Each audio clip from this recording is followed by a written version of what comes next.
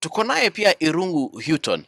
He's the executive director, Amnesty International Kenya. I hope I've said your name correctly. So it's Houghton? Houghton. But it's close. Yeah, Occasionally Houghton, it's Houghton. Houston, Yeah. Okay. All right. Welcome to Radio Generation. Thank you very much. It's my first time, I have to say. And Yeah. much as I have breakfast with the people from time to time, this is the first time on the People's Breakfast. Yes. Good stuff. I see what you did there. Karibu tena sana. The conversation today is about strengthening criminal justice in Kenya, and we cannot talk about criminal justice or even justice without necessarily talking about the police. And they are the institution that is tasked with more or less maintaining law and order. How would you score them? How do you rate them as far as that particular aspect of their role is concerned, maintaining law and order? I think if you had a scale of 1 to 10, they probably would be in the minus range. So lower than 1 in some ways, I would argue. Yeah. And this is based on not just my opinion, but really the report of the Independent Policing Oversight Authority that covered the period of June and July. And I think it's important for listeners to know that on those 4 days that we had Mandamano, the 17th, it was the 17th, the 25th, July the 7th, Sabasaba Day, and the 12th of June. We saw 65 people killed, and over 500 people injured as a result of that.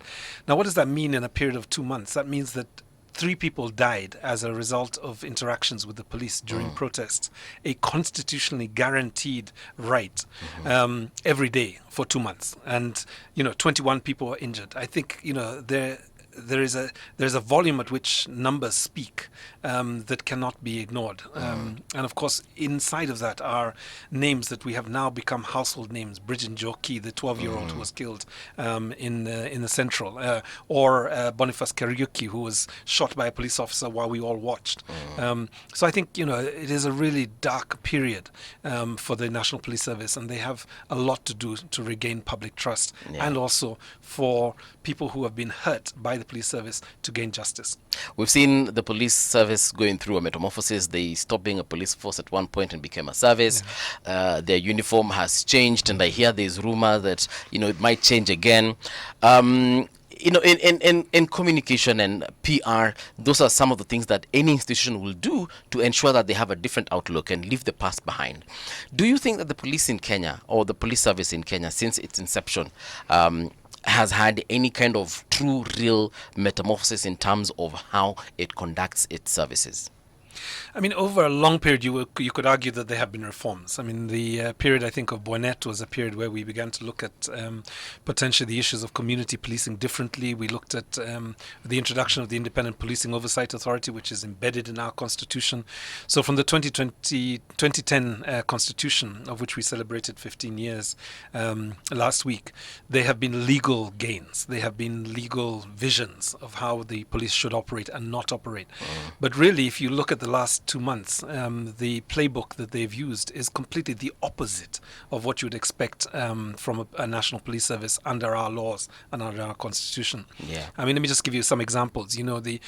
The protests that were policed during June and July saw police officers continue to be masked despite court orders. You saw police officers in plainclothes uniforms, in vehicles that had no license plates, no service order, service badges.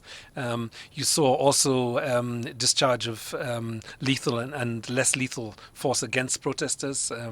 People were shot. I think on Sabasaba there was at least 47 people that died in the first 6 hours.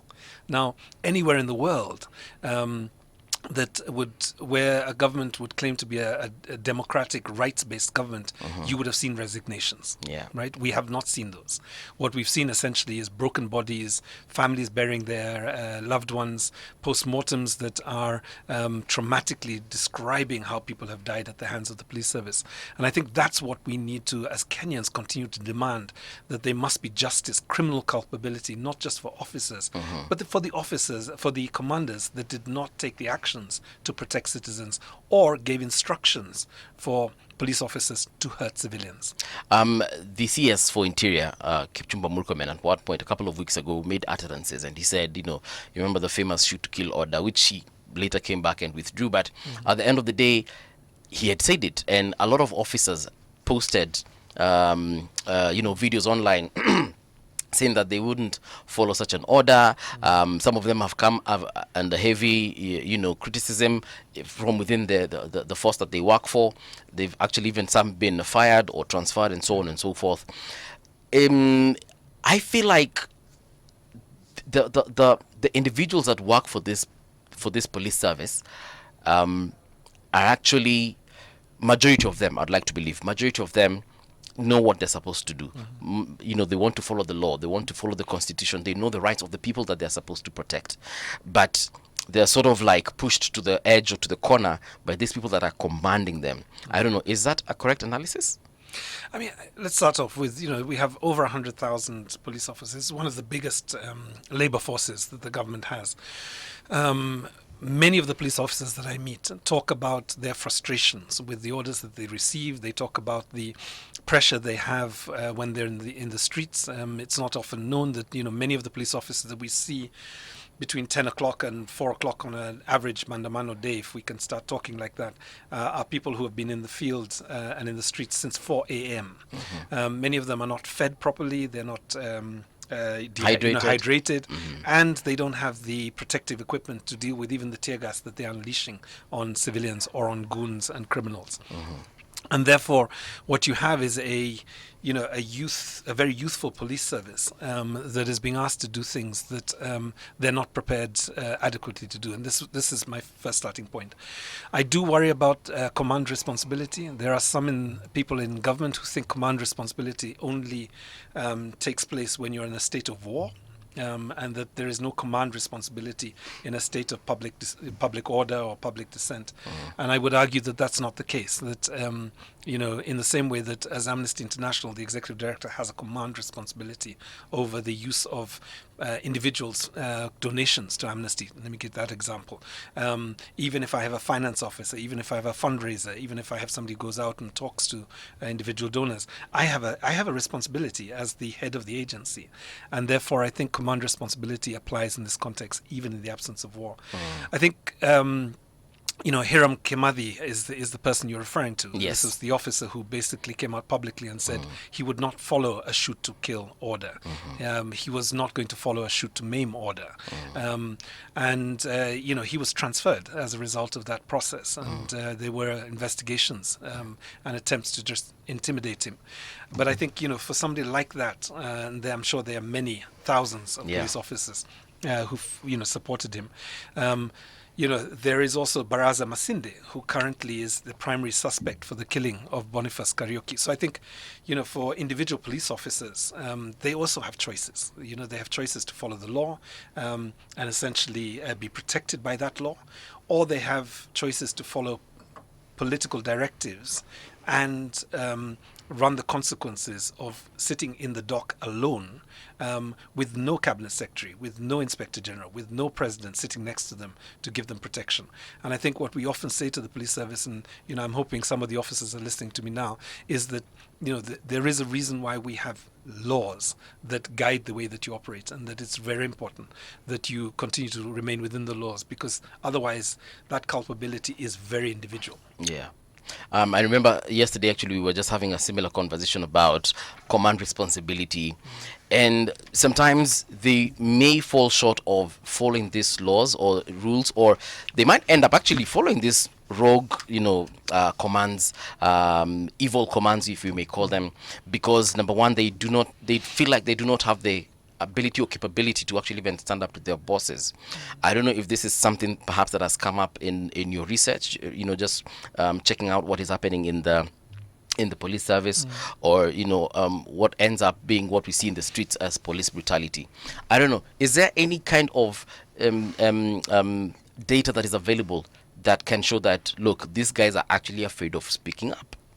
I mean, I guess the most important data that I've come across in the last 5 years is a study that was done by the Independent Policing Oversight Authority, which was made public, and it was a study into the well-being and mental health of police officers. And what we learned from that study is that a large percentage of police officers at all levels of the service, they grapple with issues of, issues of confidence, issues of feelings of safety, lack of safety. there are too many cases of police officers shooting their subordinates or shooting their superiors, and also killing their loved ones. I mean, it is a major concern in terms of why is it that I guess getting into the police service, and if you remember the vetting process or the recruitment process of police officers is something that sets most villages across the country alight in terms of interest. But once they get in there, the conditions that they have to operate on produce these kind of tensions. And I think what we have to continue arguing in the interest of the police, and ultimately which is in the interest of the public, that that space has to be a space that has good psychosocial counseling. I once met an officer at the Kilimani police station, and we had done a community policing event. So a number of the residents basically went to the Kilimani police station, and we spent an afternoon. I played football against the police, and I just, I'm not ashamed to say that we lost thoroughly. Yeah. That they somehow were better footballers than the they're residents physically that fit. I think they need to be a bit fitter than some of us. Yeah. But I was really shocked by one police officer who told me the story about how, he was stabbed 16 times as he went out on patrol one night. And this One night, 16 times by a gang of 4 or 5 people, if I remember correctly. And he almost died. Right? He took 6 months to recover, and then came back to service. And this is the same officer that was going into places like Kibera, into Kilimani, into into the neighboring communities every night with nothing more than perhaps a colleague and a weapon. And he does this every night while most of us are sleeping. Now, there's a level of respect that I have for that level of courage, and it is why I think it is important for us, even as we condemn police violence, that we also hold their bosses accountable to making sure that they are properly trained, that they are properly equipped, and that they're protected as they go about protecting citizens. Well, I'm still on the 16 times. It's crazy. Yeah, I don't think I'll ever step out again. No, it is madness. I mean, I at some point I actually asked him to remove his shirt so I could just see the scars. Scars, and the scars were still there. This was 8 years. I think it was 8 or 9 years since that time. Several years ago. Yeah. But that man is still, I think he's still a serving police officer. Sometimes I think that those in authority curate an ecosystem that produces the sort of police men and women that we have. And why do I say this?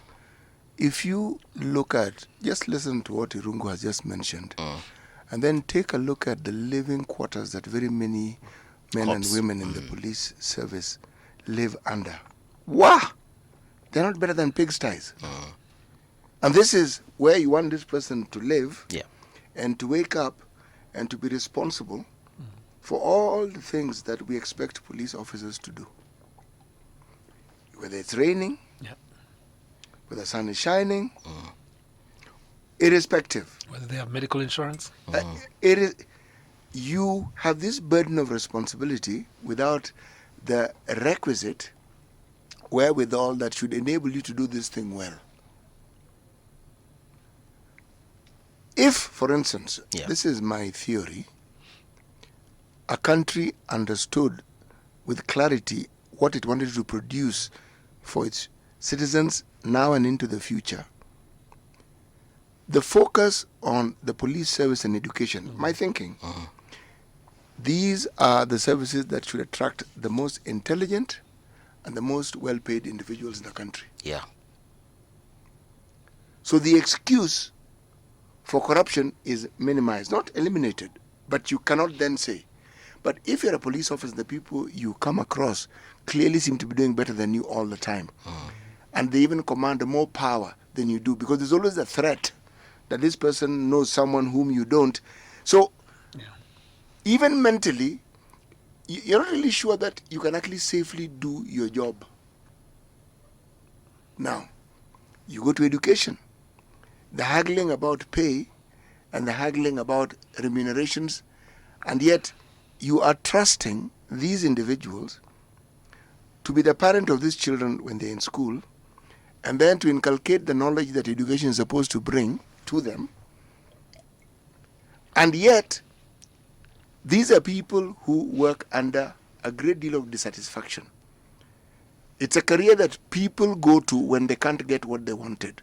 Same with the police force, same with prison services, same with education. I leave out the other services. And the army. Yes, because many of these people go to because they want to. That's what you chose. But these ones, when you can't get the course that you wanted, this is where you go to. And yet, these are courses that require people to actually be very determined that this is what they want to do. It's almost like a calling. Now, countries where you find the education levels are high and there's discipline among the security services, it is because of how they're treated and how they're looked after.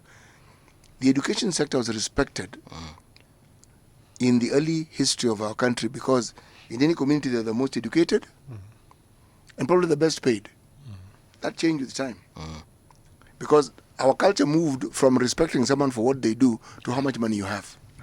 Regardless of what you do. What you do is irrelevant. It's your stature in society is determined by the monetary acquisitions and the display of wealth that you have. That is what now people assume as a value that should be looked at.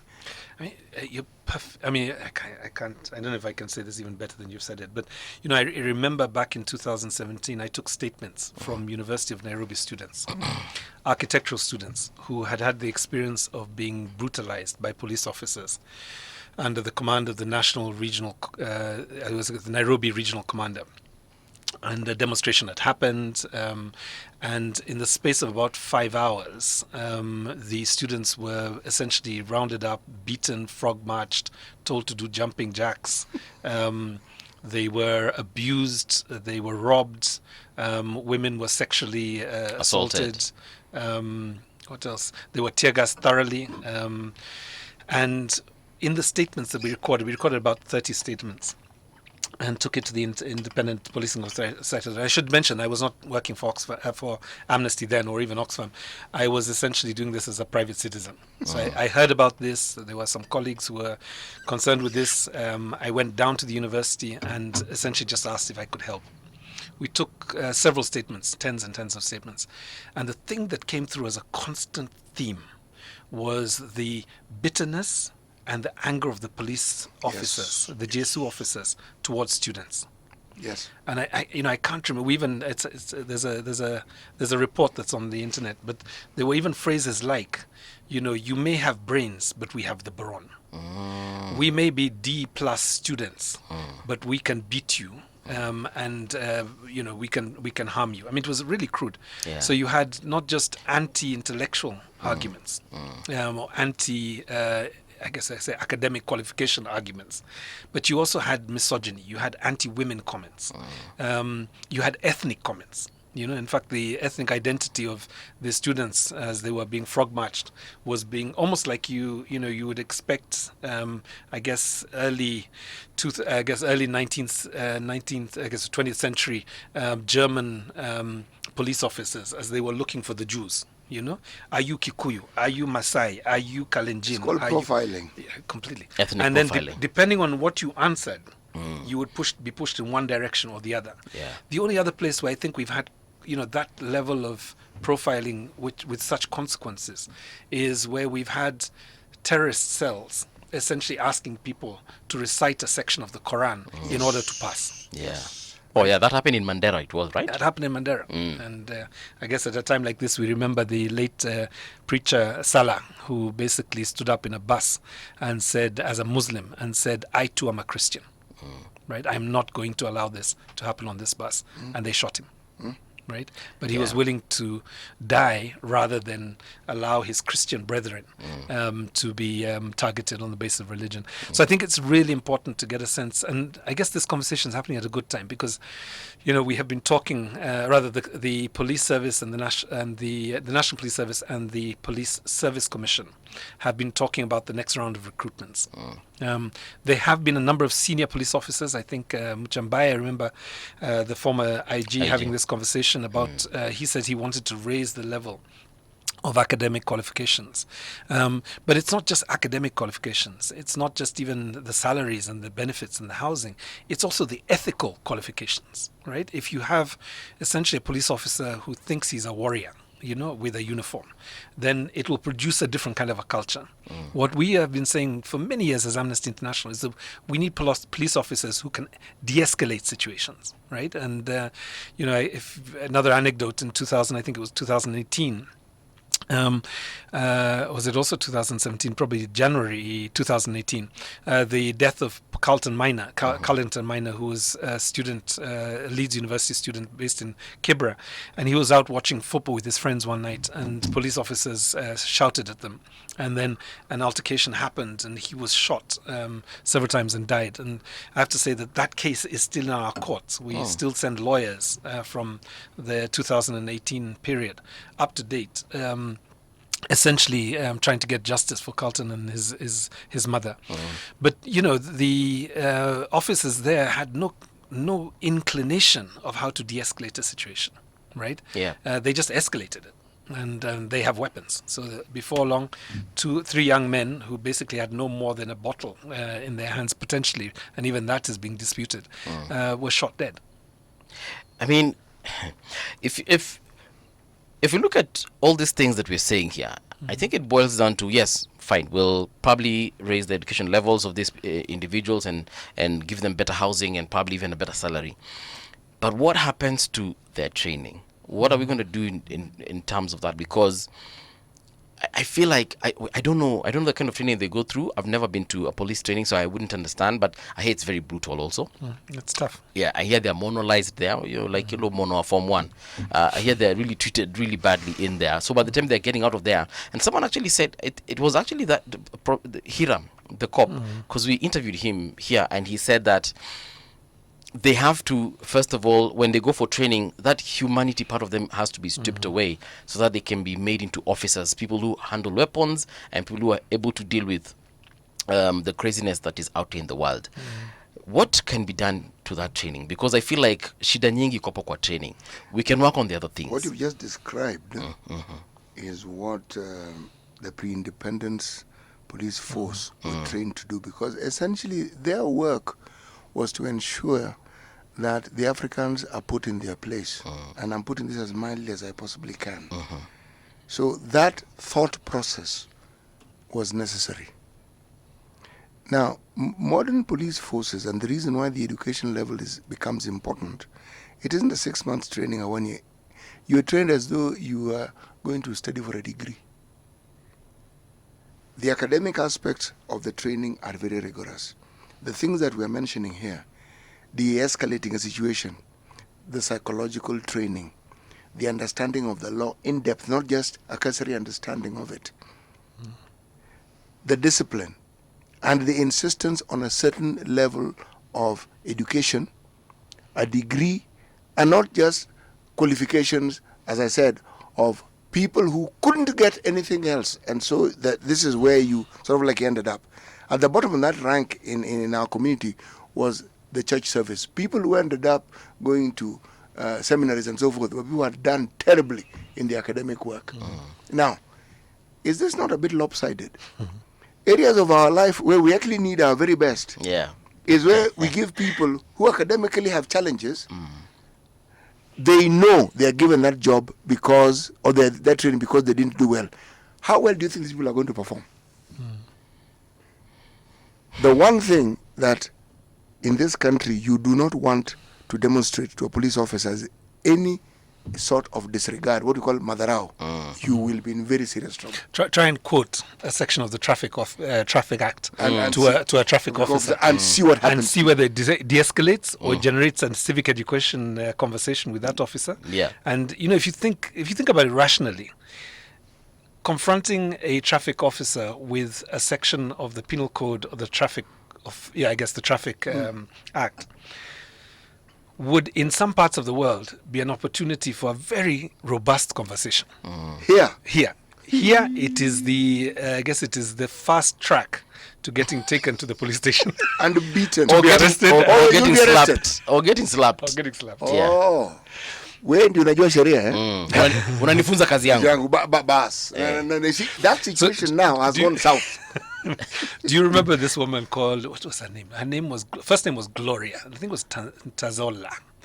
So this was a woman who about 3 or 4 years ago, a city inspectorate Kajo got into her vehicle. Oh yes. And they met on the wrong day. I don't know what had been happening in her day, but she decided this one we are going together.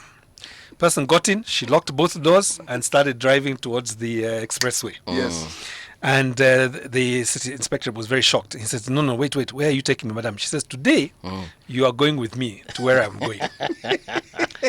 And the predator became prey. Yes. And what was most interesting with that was not just the act of non-violent civil disobedience. It was that she wanted to educate the city inspectorate officer on what it means to break the law and to ask for a bribe. And what should have been probably an interaction of about 5 minutes. Actually, these days, when I'm driving on the motorways and you watch sometimes the matatus passing a roadblock, it actually doesn't even take 2 seconds. They don't even stop the vehicle to hand over notes. They just slow it down and then they drop and keep moving. Yeah. So it's not even a second.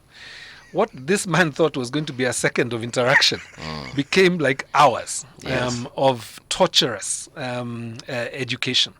And, she was never, I don't remember the governor thanking her. I don't remember the National Police Service commenting on the issue. All I remember was a couple of columnists, including myself, saying this is really what we need from this nation. Because once the nation begins to understand its rights, it conditions the capacity for people to break those rights. So I think that story, and she's a Kilimanian, I'm told, so maybe she's listening to us right now. Yeah. Gloria, let me just say, you inspired me. I hope you inspired other Kenyans. No, that was crazy, though. Actually, it's happened before. People quote the Moi era, the matatu industry, and how they had become absolutely unruly. Yeah. Then a gentleman called Mishuki comes in and says, guys, this is how we're going to work. And of course they defy. Yeah. The citizenry support and say, actually, we will walk. We do not need to board. And suddenly you see the industry changing before your very eyes. They towed the line. They would board the adequate number of passengers, started wearing uniforms. Things changed. Now then they changed for the worse when now Michuki left that particular ministry and somebody else came in. Then it went not south. It went every aspect of south, southwest, southeast. It went north, southeast. Exactly. The point I'm trying to make is this. We in the previous hour were talking about South Korea and how it is they delved into certain profound cultural aspects of their community and what it is that people held in high esteem in terms of the working culture, the thinking, collectivism, and all manner of ideas that they then put into force to enable people to work very hard. A lot of things have changed from that point. But from working 14 hours, living in dormitory situations to build the economy that we now see, the reversal is present now when young people are rejecting that sacrifice of their parents. They want to have a good time. They don't want to sacrifice as much. But one of the criticisms of that system was South Korea actually documented some of the highest rates of suicide because of the pressure that was brought to bear on people. So there was a cost to what we see. And they have understood, but they implemented it and understood it. Now, brings me to the question. As Kenyans, what would we say our core values? And I'm making it general, not good or bad, just what would you say our core values? If we look at what we've been discussing, our core value seems to be every Kenyan looks for a way of ensuring that you disregard the law and see how best you can get away with it. The culture of bribery, which is now entrenched, you believe it is now expected for you to bribe. It is actually expected. I mean, if a matatu driver can just drop that 50 bob on the ground without even stopping, without doing nothing, without even looking at the cop, and the cop knows lunch yangu ndio imekelewa hapo. Movie, that's not really the problem. No. The problem is that that particular police officer is given a target. So there's a structure. There is it has been organized. Crime. Yes, it's organized. And to be a traffic police officer, don't think you just become a traffic police officer. The people were sort of like transferred into it when they leave the training colleges. But it is something that is sought after. It is something people pay for. It's a position that is to remain, yes. But this is what you must collect on this route. Actually, and this is what you can keep isn't the issue. And actually, you're not even assigned that route unless there's an understanding of what you've gone there to do. It's clear. someone told me, I can't remember who it was, but someone who understands the matatu industry vizuri sana. And nowadays, things have gone high-tech this way. Every sacco at the end of the month pays a certain amount to the police. So I think they said, was it like $500,000? Gosh. I don't know how true that is, but I think it's like that amount of money. Every month, like let's say 30th of September, the police are chilling for $500,000 from every sacco in the country. So easy 50 bob zingine zinadropiwa kwa barabara is for the cops who are probably not going to get a share of that $500,000. And that's how, like, literally nowadays, when is the last time ulisikia kuna operation ya matatu? I can't remember. No, when schools are about to open, you see them. And around the time when schools also close, you see them. You do see them every once in a while. When you see a group of something like 20 cops, you know that's an operation. And it's mostly matatus and Ubers who will be stopped by the side of the road. But that's usually a crackdown sana on matatu, not matatus, trucks, lorries, and these things, pickups. They call it a crackdown. It's not a crackdown. But on matatus, it's a toll station. When is the last time uliona matatu zimeshikwa en masse zikapelekwa police station? No, that doesn't exist anymore. They do that with pikipikis. Because I heard now that now is a new situation. But yeah, movie that we have in this discussion is the problem, because we sometimes talk about it as though it is normal. This is something that shouldn't be normal. It shouldn't be normal. It's a complete aberration. It's an abnormality. Yes. How do you have a situation where things are going really wrong with our traffic, the accidents, the what manner? You see vehicles that I personally would rather walk than board. Okay. Moving on the road, the thing is rattling, and you can hear it rattling from very far off. It's carrying people. You know, there are vehicles that only travel in the evenings in this city. You never see them in the daytime. Yeah. And they go to certain routes. The question I'm asking is, how do we sit back and accept that this is normal? Because this is a downward spiraling situation. It's not going to get better. Things aren't going to improve. When people get used to receiving this money, which is as illicit and as illegal as money gets, then we have institutionalized corruption. Irungu, perhaps there's something I need your input on. The CS also, that time he was talking about, shooting to kill. He also said that we'll have installations of cameras across all police stations. I'm hoping perhaps we should even have body cams. But is that going to be a solution to some of the problems we're having right now? Because even in the police station that Albert Ojwang lost his life, there were cameras, but they were disabled. Yeah. So I think the way to think about this is that there is no necessarily, often people say there's no silver bullet. There's not one thing that can cure the problems that we face.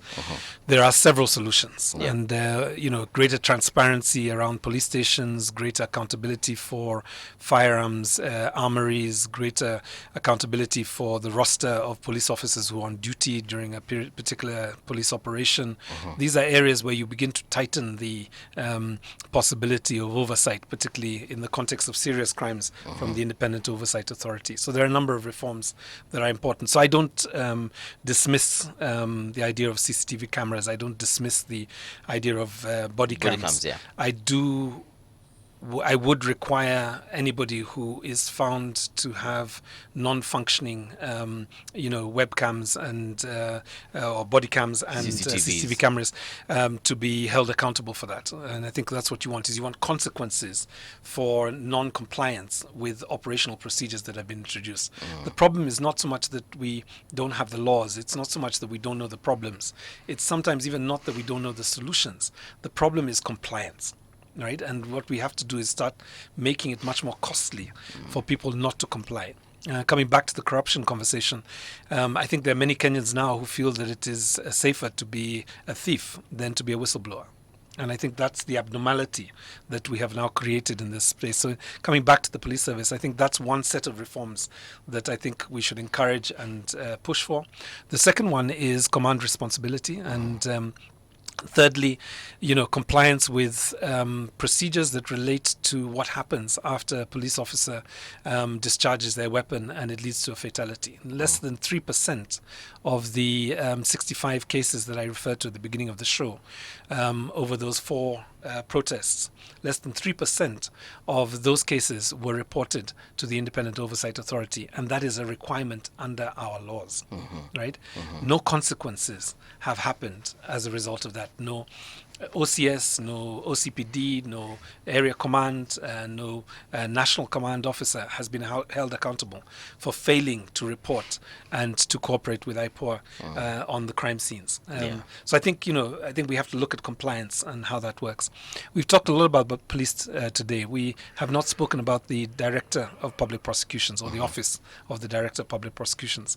We've not talked about the initiatives around the Kenyan National Commission on Human Rights. And one of the things that's really deeply concerning for many of us is that the Kenyan National Commission on Human Rights continues to be underfunded, disregarded, and there are constant attempts to manipulate its mandate. And essentially what we have to do is make sure that an institution, in a time where there are so many human rights abuses, an institution that has less than, I think it's 0.4 billion shillings, which is the smallest budgetary allocation to any independent organization or a constitutional commission, that funding needs to be increased.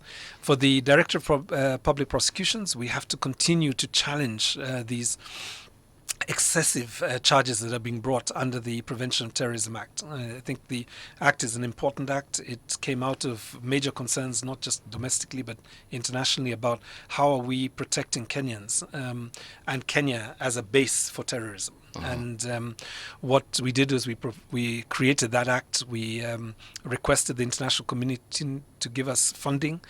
Something like about $300 million goes into counterterrorism work.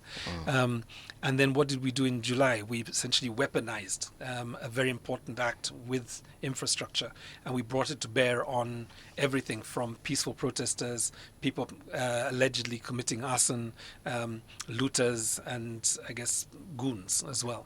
And we continue to argue that that was a misapplication of the law. Of course, I should not say much more than that, because essentially these are these are cases in court. In court, yeah. But I think that was a moment where I felt very worried about the way that we were treating essentially people caught up in protests or people arrested during protests. When someone was caught in a protest, probably holding a placard, and then they're taken to court and they're charged with terrorism. We've had conversations here with individuals who say, that is literally changing the life of this person forever, because guilty or not, that particular person will never travel out of this country. There are countries they can never go to, they can never hold a passport, and so on and so forth. And that essentially is scaring people to stop exercising their constitutional right. Do you think it's working?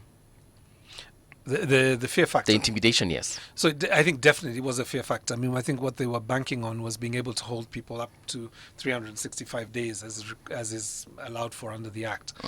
And we've seen a lot of pre-detention trials, or other pre-trial detentions, where people are held and then they come to court and then the DCI say we need another 14 days because we don't have evidence. But the question is, how have you arrested somebody if you didn't have evidence? What were you arresting them for? Yeah. And the charges are not simple charges. They are quite heavy charges. And then the other thing is, many of the people who have been arrested have no prior convictions. These are not serial offenders. They are not people who are known to commit capital offenses. Many of them come from very humble backgrounds, and we all remember the sight of families, many women and wives of people who were at I think it was the Kiambu law courts, who just basically collapsed because they realized that it's not just the reputation of their loved ones were now at stake, or that they could be incarcerated for a very long time, but it's actually the physical sense of, how am I going to survive tomorrow? Now, this is the person who gets 500 shillings, 600 shillings on a daily casual laborer wage.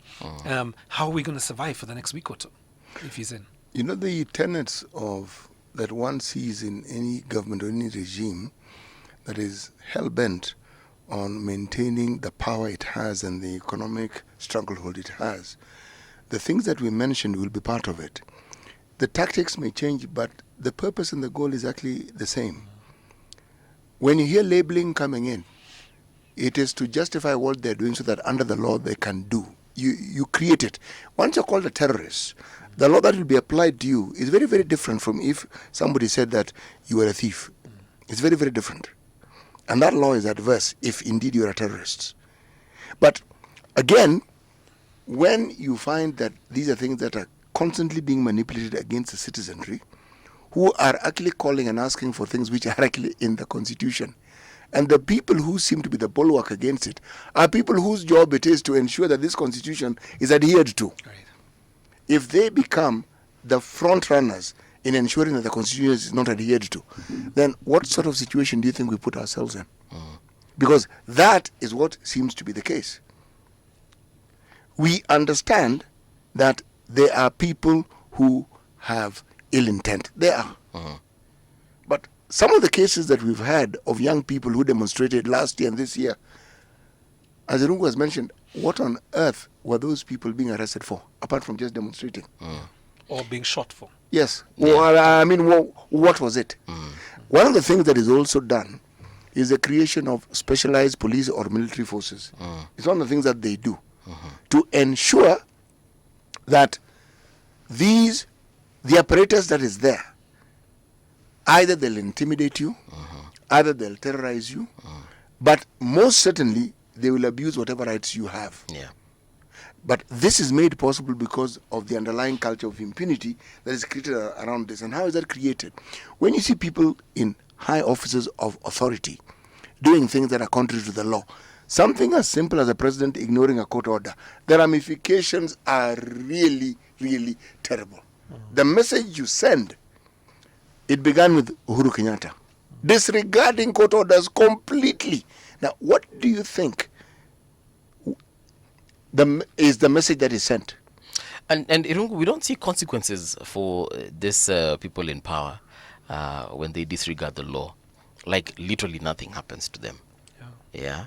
Remember, there's a time the IG was summoned to court several times, and he just literally gave excuses. I think at one point even the judge just issued an arrest warrant, and no one could arrest this guy. You think that is bad? Because War Memorial Hospital in Nakuru, there was an OCPD who led the charge where patients were being pulled out of life support. The people who are in critical condition, they were physically being moved out of hospital. The court pronounced itself. That they ignored every order.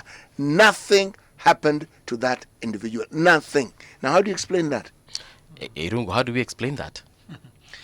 So in the 8 years that I've worked with Amnesty International, one of the things I think I've come to the conclusion is that the road to justice is not a straight line. It is also not a short line for all cases. For some cases, we've managed to have some victories, but I guess, if you look at it from a period of time, and depending on the complexity of the case, power is always present in the context of these issues. So the issue is really not so much about, to some extent it's about the law and it's about following the procedure. But I think as human rights defenders, we've realized that actually power and the exercise of power is critical in terms of how, a case is resolved or not. So therefore, I think there are a number of, strategies that citizens, particularly citizens, must have. I think, first of all, there must be the courage of families of people who have been, unjustly violated. They must continue to demand that justice, right? A week ago, I was appointed to the compensation panel. I was very clear on that one, is that compensation must not replace criminal liability in a court of law. And for the first thing is families need to continue to have the courage to push for justice. The second one, I think, is that, I do believe that in the state agencies, there are good state officers who are professional, they understand the law. They may have challenges in terms of the environment and the orders from above. But many of those people are trying to figure out how to deliver justice. And I think for civil society organizations like Amnesty and others, our responsibility is to continue to keep the spotlight on these cases so that it is not easy for evidence to be trashed or for witnesses to become hostile or for cases to be withdrawn or to just get into this endless cycle of hearings and mentions, and then everybody forgets. The media headlines drop and then the case is quietly just dropped and people walked back. I think the bigger argument that we often make is to not see these as a series of microaggressions. We have to see this as a pattern of macroaggression against the civil liberties, the right to expression, the right to assembly and others. Because I think if you can see it that way, then you can begin to challenge the impunity that has come. You know, there are, I can give you two examples. In the case of Albert Ojwang, what happened in that police cell was not just what happened in that police cell. It was what has been happening for the last 1 year, where police officers have shot, tear gassed, brutalized, and there have been very few consequences that people have experienced within a year's period. Yeah. Most of us remember Floyd. What is Floyd's name? George Floyd. George Floyd, yeah. Yeah. Most of us remember that case. Derek Chauvin, the police officer who was finally convicted, was convicted within 1 year of the crime. We don't have a single example of this in the context of the protests.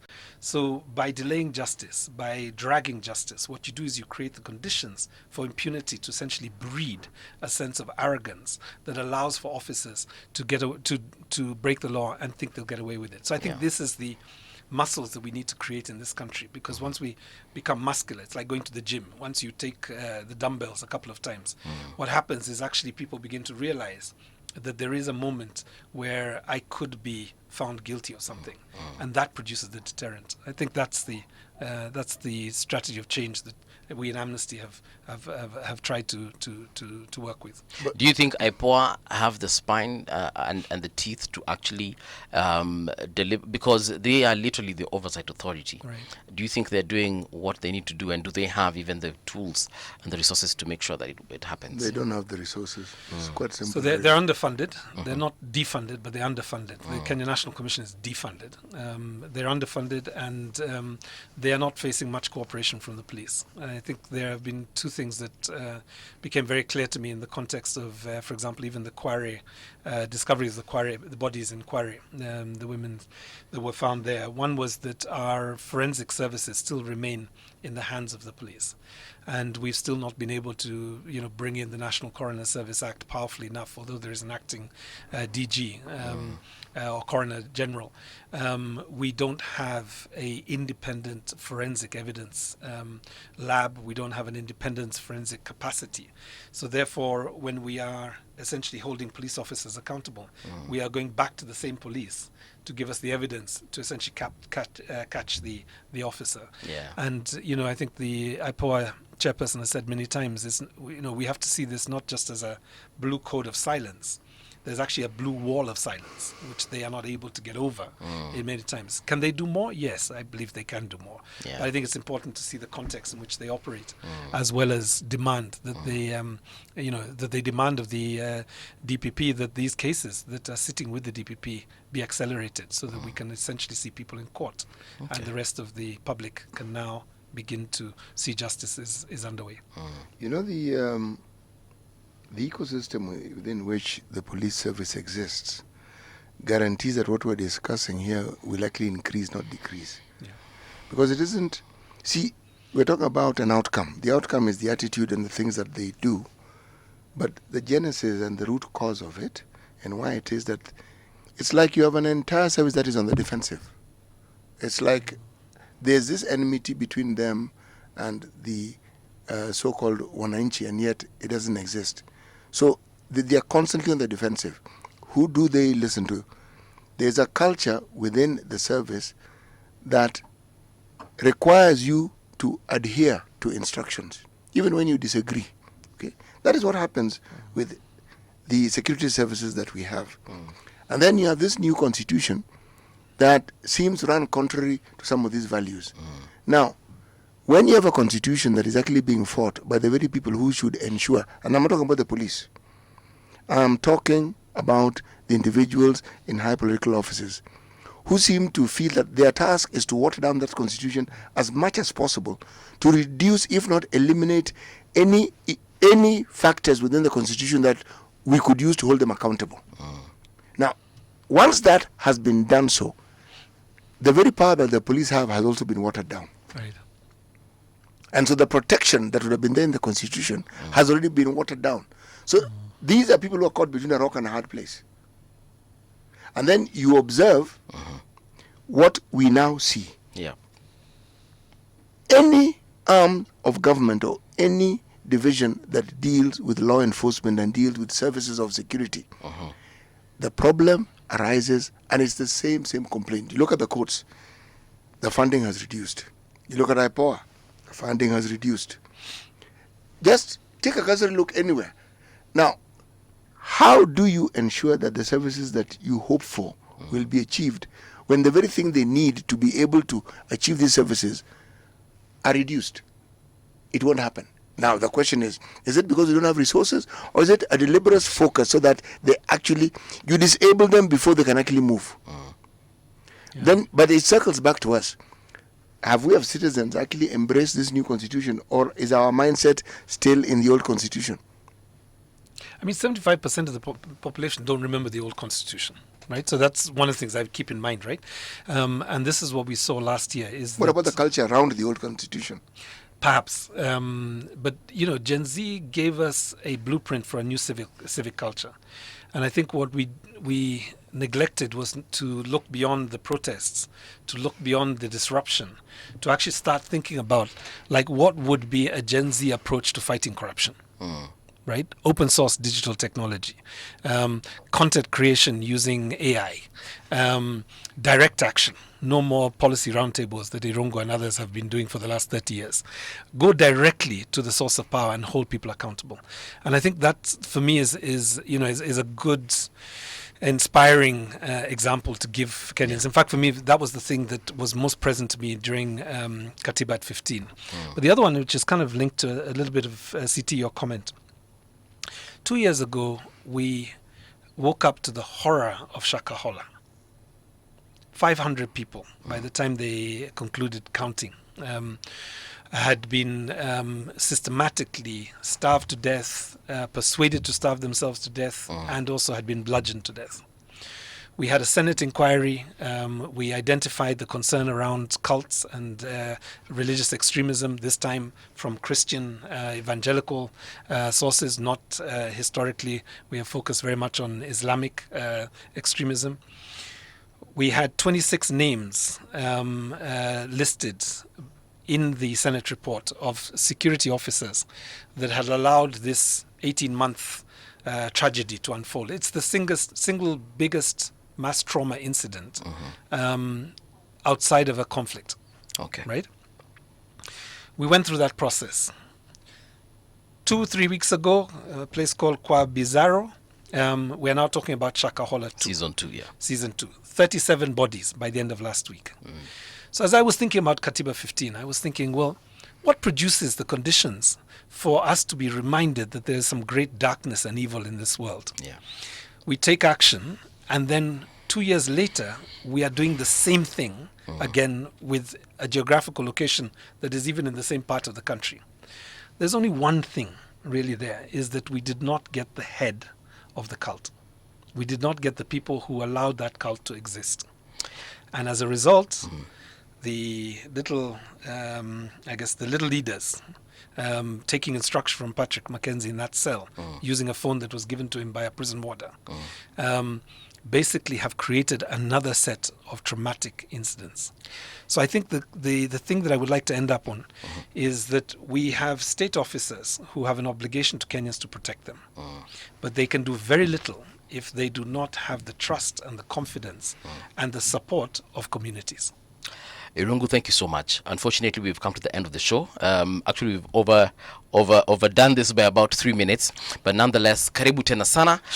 We welcome you back so we can actually have some of these critical conversations, because I think that sometimes we do forget that this is happening. So thank you so much. That is Irungu. I'm afraid of saying this second name. It's Houghton. Houghton. How?